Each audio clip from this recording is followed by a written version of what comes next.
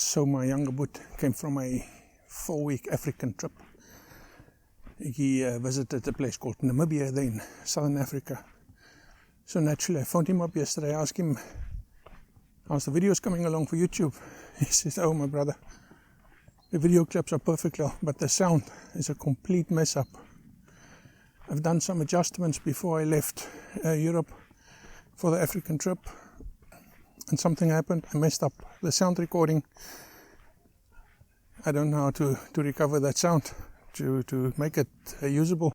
So we've all been there. You go out on a trip and you make a video recording. You film something which you think was out of this world, a phenomenal piece of work. Just to get back to your studio and find out that the sound is a complete balls-up.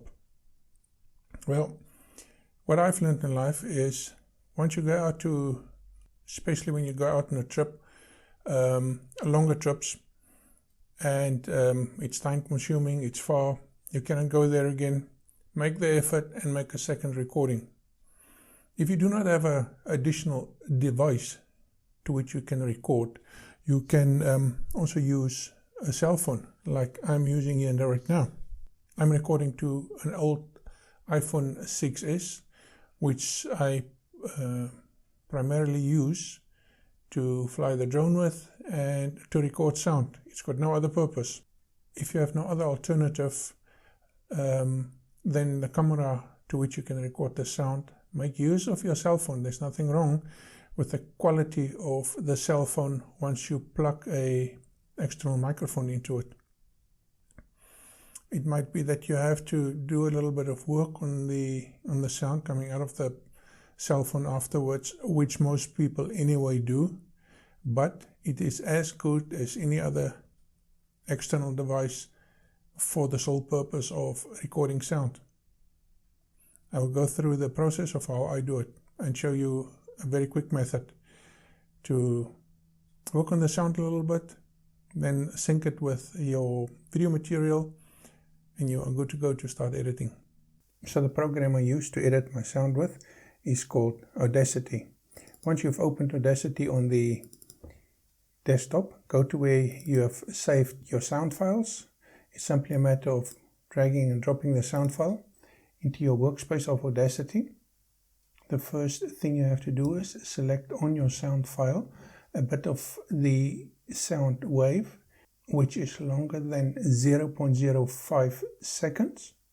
Once you've got that, you go to the effects library and you go down to noise reduction, and at noise reduction we say get sound profile.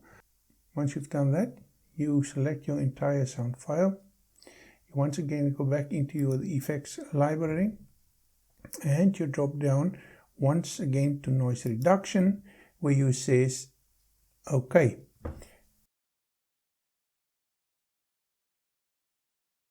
We go to the effects library once more and then we say limiter. Once again the settings as I've got them here, you can copy them. Make sure to select hard limit here. Once again, say OK. You go back to the effects library again. What we have to do now is we have to go down to the word compressor, select compressor. Once again, you can copy these settings. Just say OK.